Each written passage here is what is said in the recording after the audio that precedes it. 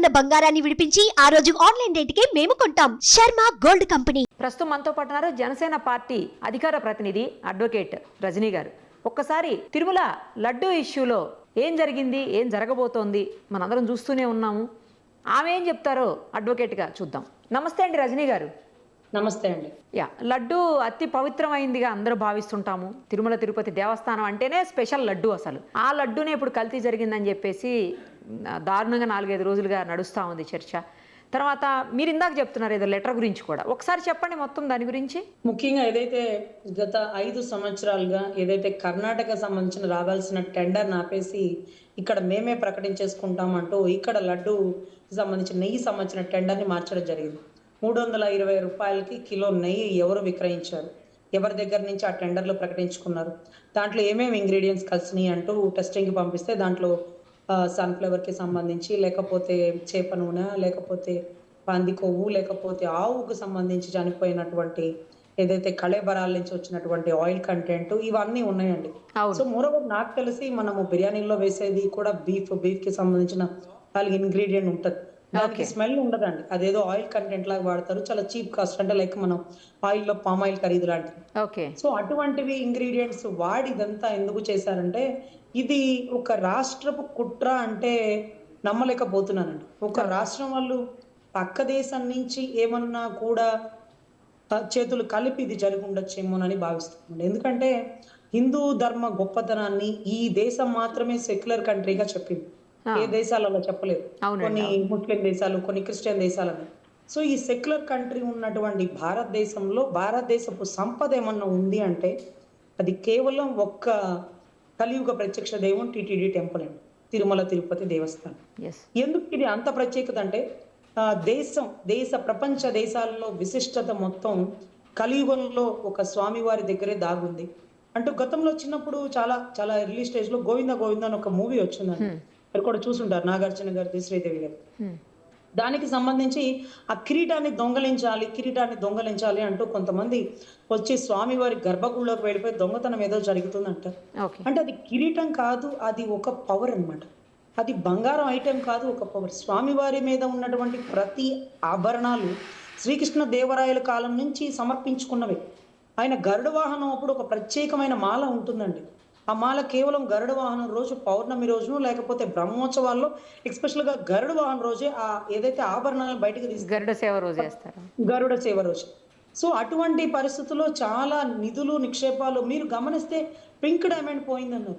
Pink diamond అసలు డైమండే చాలా కోట్ల ఖరీదు. అసలు కోహినూరు వజ్రం లాంటి సంపద ఉన్నటువంటి భారతదేశపు వ్యవస్థలో పింక్ డైమండ్ పోయింది అనగానంటే స్వామివారి బంగారాన్ని తాకేటటువంటి అసలు పరిస్థితి ఉంటుందా అండి?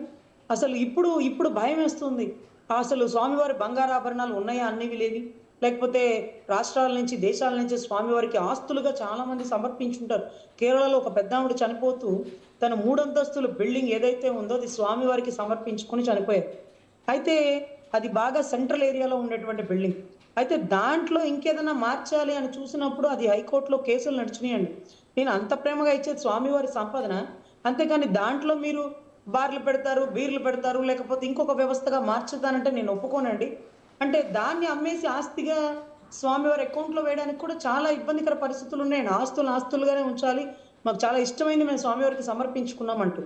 అంటే పింక్ డైమండ్ పోయింది అంటే అసలు ఈ పింక్ డైమండ్ ఎక్కడ ధరిస్తారు?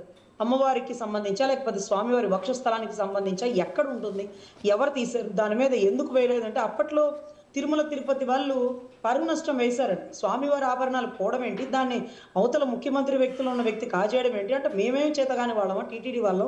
స్వామివారి ఆభరణాలు ముఖ్యమంత్రి స్థాయిలో ఉన్న వ్యక్తులకు మేమెందుకు ఇస్తాం? అసలు ఆ కైంకర్యాలలో ముఖ్యమంత్రి స్థానం ఎంతకి గడపకు అవతల వైపే, గడపకి లోపలికి వెళ్లే వ్యక్తి గర్భగుడిలో కేవలం పూజారి. అది ఆగమ శాస్త్రం ప్రకారం ఎవరైతే ఉన్నటువంటి వ్యక్తులు ఎవరికి ఇచ్చే ప్రయారిటీ వాళ్ళకు ఉంటుందండి. గుడి తలుపులు తెరవడానికి యాదవ్ కమ్యూనిటీ నుంచి వచ్చిన వాళ్ళే ఉంటారు, తెల్లవారుజామున బ్రాహ్మణులు ఏమి వచ్చి తెరవరండి. సో శాస్త్రం ప్రకారం ఎవరు ఎక్కడ ఏ పనులు చేయాలో అది ముందుగానే నిర్దేశించబడి ఉంటుంది. దాన్ని బ్రహ్మోత్సవాలు ఎలా చేయాలి, సంపాదన ఎటువైపు ఏ యూనివర్సిటీస్ పంపించాలి, ఎలా చేయాలనేది మాత్రమే మనం చేయాలి. కానీ ఆగమ శాస్త్రం సంబంధించిన ప్రతి ఒక్కటి మార్చే హక్కు మనకు లేదండి. అది ఒక ప్రత్యేక దీవితో సమానమని మేము భావిస్తాం. ఎందుకంటే మీరు ప్లాస్టిక్ భారతదేశంలో మనం బ్యాన్ చేసాము, ఎస్పెషల్గా ఆంధ్ర రాష్ట్రంలో బ్యాన్ చేసాం అనుకుంటాం. కానీ పైన ఇంతవరకు ఏ రోజు ఎప్పుడు కూడా ప్లాస్టిక్ రాలేదండి. అదే రకంగా ప్లాస్టిక్ బాటిల్స్ కూడా బ్యాన్ చేశారండి. గాజు సీసాలతోనే అక్కడ మంచినీళ్ళ విక్రయం జరుగుతుందండి. హెల్మెట్ కింద పెట్టుకుంటారో లేదో మాకు తెలియదు కానీ కొండకెక్కే ప్రతి ఒక్కడు హెల్మెట్ ఉంటేనే ఎక్కిస్తాడు. లేకపోతే ఎక్కడానికి వీల్లేదండి. అంటే చాలా రూల్స్ అండ్ రెగ్యులేషన్. మద్యం, మందు, మాంసం ఇవన్నీ దేశపు సంపద, రాష్ట్ర సంపద ఎంతైనప్పటికీ పైన మాత్రం ఇంప్లిమెంట్ చేయడానికి లేదు. గరుడు వాహనంలో స్వామివారే తిరగాలి గర్భగుడిలో కానీ పైన కానీ. అంతేగాని ఏ విమానయానం అక్కడికి వెళ్ళకూడదండి. మోడీ లాంటి వ్యక్తులు పెద్ద పెద్ద ప్రపంచ దేశాల నుంచి వచ్చిన వ్యక్తులైనప్పటికీ కేవలం కేవలం వాహనంతోనే పైకి రావాలి కానీ విమానయానం వాడకూడదని ఒక రూల్ ఉంటుందండి. ఇలాంటి రూల్స్ చాలా ఉన్నప్పుడు డిక్లరేషన్ ఫామ్ సంతకం లేకుండా పైకి మనం ఎలా చేశాము? అంటే సతీ సమేతంగా లేని వారికి ఎలా మనము పట్టు వస్త్రాలు తీసుకొచ్చే అవకాశం కల్పించాము? అబ్దుల్ కలాం లాంటి వారే మేము హిందూ ధర్మాన్ని నమ్ముతున్నామంటూ సంతకం పెట్టినప్పుడు అంతకు మించిన వ్యక్త ఇతనికి ఏమాత్రం ఎందుకు అవకాశం కల్పించాం? అంటే తప్పు మన దగ్గరే జరిగింది. పేనుకు పత్రం ఇస్తే తలంతా గొరిగిందని ఇలాంటి వాడిని కొండెక్కితే అలాంటి అపచారాలు జరుగుతాయి.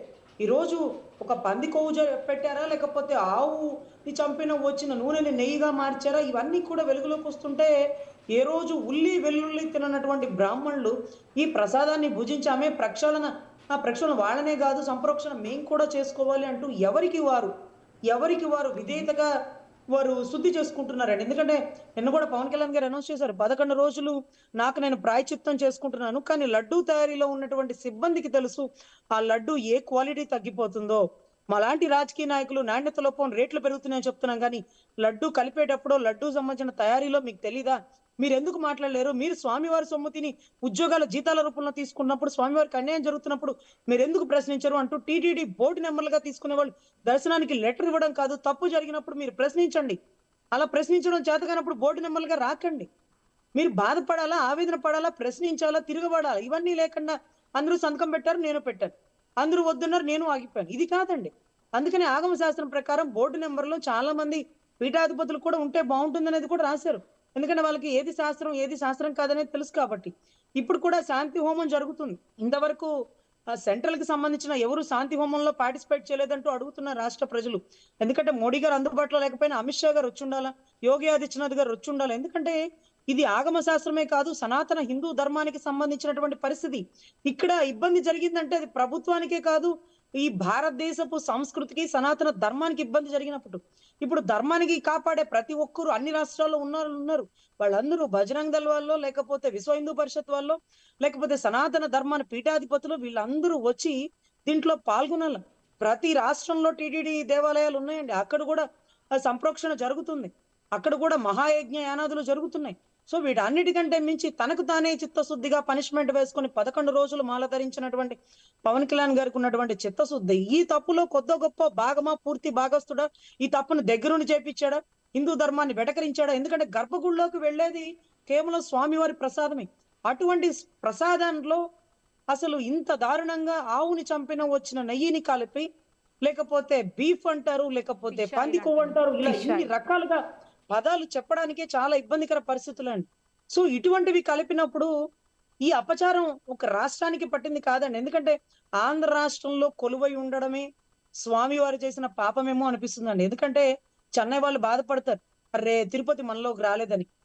తెలంగాణ వాళ్ళు బాధపడతారు, శ్రీశైలం తెలంగాణలో కలవలేదు అని. సో ఇవి రెండు కలిగి ఉన్నది కేవలం ఆంధ్ర రాష్ట్రం అండి. ఇటువంటి పరిస్థితుల్లో మన రాష్ట్రంలో కొలువై ఉన్నటువంటి కలియుగ ప్రత్యక్ష దైవాన్ని మనం ఎంత జాగ్రత్తగా కాపాడుకోవాలి. ఆయన మీద వచ్చిన సొమ్మంతా ఎస్వి యూనివర్సిటీలు, లేకపోతే సంబంధించిన వైద్యశాలలు, ఇవన్నీ మనమే కదా తింటున్నాం. ఆయనకి ప్రజలు ఇష్టంగా, భక్తులు ఇష్టంగా ఇచ్చిన పారితోషకాల్లో వచ్చిన సొమ్ముని మనమే కాపాడుకుంటున్నాం, మనమే వాడుకుంటున్నాం. మరి ఎంత చిత్తశుద్ధిగా పనిచేయాలి? 1000 రూపాయలు కళ్యాణం రేట్ని 2000 పెంచండి, 3000 పెంచండి. వీళ్ళ బాబు సొమ్ములా పెంచడానికి భక్తుడికి భగవంతుడిని దూరం చేస్తున్నారా? పులులు తిరుగుతున్నాయి అంట. అన్నమాచారుల టైంలోనే పులులు తిరగలేదు, కాలినడకన వెళ్ళేటప్పుడే పులులు తిరగలేదు, లైట్లు లేనప్పుడే పులులు తిరగలేదు. అలాంటిది ఇంత ఇదిగా లైట్లు ఉన్నప్పుడు, జనాలు ఉన్నప్పుడు మీకు పులుల బయటకు వస్తున్నాయి అంటే లేదు భక్తుల్ని తగ్గించడానికి. పిల్లల్ని చంపేస్తున్నాయంట పులులు. పిల్లల్ని మాత్రమే చంపాలనే ఉన్న రూల్ పెట్టుకున్నాయా అండి? మీరు పిల్లల్ని తీసుకునేటట్టయితే కొండెక్కకూడదట. ప్రతి మొక్కు పిల్లలతో ముడిపడి ఉంటది, తలనీళ్ళతో. అటువంటిది చాలా వరకు అండి గత 5 ఏళ్లలో శేషాచలం కొండల్లో దాగున్న ఎర్రచందనాన్ని శ్రీవారి మెట్లు రిపేర్ అంటూ ఎటువైపు దారి మళ్ళిచ్చారో, అక్కడ నుంచున్న వ్యక్తి ప్రకాశం జిల్లా వచ్చి ఎలా ఓడిపోయాడో, ఇవన్నీ కూడా ఇకపోతే వైవి సుబ్బారెడ్డి గారి కుటుంబంలో జరిగినటువంటి ఇబ్బందికర పరిస్థితులు, వీటన్నిటికీ కారణాలండి. ఈ చోట కర్మ ఈ చోటే. అంటే ఏ కన్ను చూడదనా విచ్చలవిడి మిడిసిపాటు అంటారు చూడండి. కరెక్ట్. ఎవరు గమనించలేదని మీరు మీ ఇష్టం వచ్చినట్టు చేస్తే దేవుడు కన్ను కూడా కప్పి దాపెట్టేయాలనుకుంటారా? ఈ రోజు మీరు 151 సీట్లున్న మీరు, అన్నయ్య అంటాడు ఒక స్టేట్మెంట్, మీరు ధర్మంతో పెట్టుకున్నావు జగన్, నువ్వు ఒకటి కోల్పోతావేమో చూడు, నీ 151 ఒకటి కోల్పోవచ్చేమో, నమ్మలేము, ఎందుకంటే నువ్వు ధర్మంతో పెట్టుకున్నావు అంటాడు. ఆ మాట అనేటప్పటికి ఆయన 2 చోట్ల ఓడిపోయినాడు. ఆ మాట అనేటప్పటికి ఆయన ఒక్క ఎమ్మెల్యే కూడా లేడు. ఆ మాట అనేటప్పటికి ఆయన ఏ పరిస్థితిలో ఉన్నాడో ఆయన తెలుసు. అయినా సరే ధర్మంతో పెట్టుకున్నప్పుడు నువ్వు పోతావు. కనీసం ఇప్పుడు 11 అన్న మిగిలిన, ఇది ముందుగానే తెలిస్తే ఆ 11లో ఒకటి కూడా పోయి ఒకటిగా మిగిలిపోయి ఉండేవాళ్ళండి. నిజంగా ధర్మంతో పెట్టుకుని గెలిచిన వాడు శాస్త్రమే లేదండి. 101 కౌరవులు కూడా ధర్మంతో పెట్టుకున్నారు. 5గురు పాండవుల చేతుల్లో ఓడిపోయాలంటే కేవలం వీళ్ళు గొప్పోళ్ళు, వాళ్ళు గొప్పోళ్ళు కాదనేది. కౌరవుల్లో గట్టి గొప్పోళ్ళు చాలా మంది ఉన్నారు. కానీ ధర్మానికి విరుద్ధంగా పోతే ఎంతటి వాడైనా కోల్పోతాడు. కర్ణుడి కంటే మించిన వాళ్ళ. అట్లాంటి వాడు ఎందుకు ఓడిపోయాడంటే కౌరవులతో చేయగలిపారు. సో ఇటువంటి పరిస్థితుల్లో ధర్మంతో పెట్టుకున్నటువంటి గత ప్రభుత్వం ఏ పరిస్థితికి వచ్చిందో, ఇంకా ఏ పరిస్థితికి మారపోతుందో, పావురాల గుట్టలో కలిసిపోయినటువంటి ఎముకల సాక్షిగా రేపు ఏ పరిస్థితుల్లో ఎదుర్కొంటారో మేము కూడా మనస్ఫూర్తిగా ఎదురు చూస్తున్నామండి. ఆట దేవుడితో ఆడారు. సో దేవుడు ఎలా తిరగదిప్పి ఆడితే ప్రకృతి విపరీత్యాలు ఎలా జరుగుతాయో అందరికీ తెలుసు కాబట్టి ఈరోజు సంప్రోక్షణ జరుగుతుంది. ఆ తర్వాత ఏదైతే శాంతి మహాయజ్ఞం జరుగుతుంది, దీంట్లో సెంట్రల్ ఇన్వాల్వ్ అవ్వాలి, ధర్మ పరిషత్ వాళ్ళు నిలబడాలి. ఇది హిందూ సనాతన ధర్మాన్ని కాపాడుకోవాల్సిన బాధ్యత. ఇదే ఒక ముస్లిమ్స్ కో, ఇదే ఒక క్రిస్టియన్స్ కో జరిగితే తిరగబడి ఉండేవాళ్ళు. కానీ హిందువులు ఇంత మెతక అని అనిపించే విధంగా ఈ రోజు జరుగుతుంది. స్లో ప్రాసెస్ లో జరుగుతుంది. దీనికి కారణమైన వాళ్ళని ఇంతవరకు చట్టరీత్యా చర్యలు తీసుకోవాలి. దేవాలయాన్ని శుద్ధి చేయడమే కాదు, దేవాలయం పట్ల తప్పు చేసిన వారికి ఇమ్మీడియట్ గా చర్య తీసుకోవాలి. అది గుడి ఈవోం అయితే మాకెందుకు, అప్పుడు ముఖ్యమంత్రి అయితే మాకెందుకు, బోర్డు మెంబర్లు అయితే మాకెందుకు, చైర్మన్లు అయితే మాకెందుకు, ఎంతటి వారైనా కానీ స్వామివారితో పెట్టుకుంటే ఏ పరిస్థితికి పోతారో, ఏమైపోయారో, ఈ కొండ నాది ఆ కొండ నీది అని వాటాలేసిన వారు ఎక్కడ ఉన్నారో, సో ఇవన్నీ కూడా డే బై డే బయటకు వస్తాయండి. ఏమైనా సరే ఈ పరిస్థితికి ఆంధ్ర రాష్ట్రంలో ఉన్నటువంటి కలియుగ ప్రత్యక్ష దైవానికి జరిగినటువంటి అపవిత్రానికి రాష్ట్ర ప్రజలే కాదండి, ప్రపంచ వ్యాప్తంగా కన్నీటి పర్యంతం అవుతున్నారు. సో అంటే తక్షణమే చర్యలు తీసుకోవాలి. ఇంకొకటి ఏంటంటే, ఇప్పుడు ప్రభుత్వం చిత్తశుద్ధిగా పనిచేస్తుంది. మళ్ళీ నెక్స్ట్ వీళ్ళ జనరేషన్ ఎలా పనిచేస్తారో, నమ్మకాలు ఎంతవరకు ఉంటాయో తెలియని పరిస్థితుల్లో ఏదైతే తిరుమల తిరుపతి దేవస్థానాన్ని ఒక ప్రత్యేక దీవిలా మార్చి దీని మీద ఎటువంటి ప్రభుత్వం అధికారం దీని మీద ఉండకుండా ఉంటే బాగుంటుందేమో అనిపిస్తుందండి. ఎందుకంటే మనం కాపాడుకుంటున్నాం చిత్తశుద్ధిగా, మన పిల్లలు ఎలా చేస్తారో, వాళ్ళకి అసలు దేవుళ్ళ మీద నమ్మకాలు ఉంటాయో ఉండవో తెలియదు కదా. ఏమైంది డిక్లరేషన్ లేకుండా ఎక్కితే అంటే, సో ఇక్కడ ఒక ప్రత్యేకంగా కొంతమంది పీఠాధిపతులను వీళ్ళందరినీ పెట్టి ఒక ప్రత్యేక దివిలా పెట్టి దీని మీద ఏ ప్రభుత్వ అథారిటీ లేకుండా, అది కర్ణాటక ప్రభుత్వమా, ఆంధ్ర రాష్ట్ర ప్రభుత్వమా, లేకపోతే సెంట్రల్ ఎవ్వరి ప్రయోగం లేకుండా చిత్తశుద్ధిగా స్వామివారికి స్వేచ్ఛ. ఎందుకంటే బోర్డు నెంబర్లు వీళ్ళే ఉండాలి, వాళ్ళు ఉండాలి, లేకపోతే ఇంకొకళ్ళు ఉండాలి, ప్రక్షాళన ఇలా చేయాలి, లేకపోతే కర్ణాటక, వీళ్ళందరూ కూడా మాట్లాడి ఒక నిర్ణయం తీసుకొని టీటీడీని కాపాడితే సనాతన ధర్మాన్ని కాపాడిన వాళ్ళు అవుతారు. థ్యాంక్ యూ అండి, thank you so much. Suman టీవీలో మీ పర్సనల్ అండ్ బిజినెస్ ప్రమోషన్స్ కోసం కింది నెంబర్కి కాంటాక్ట్ చేయండి.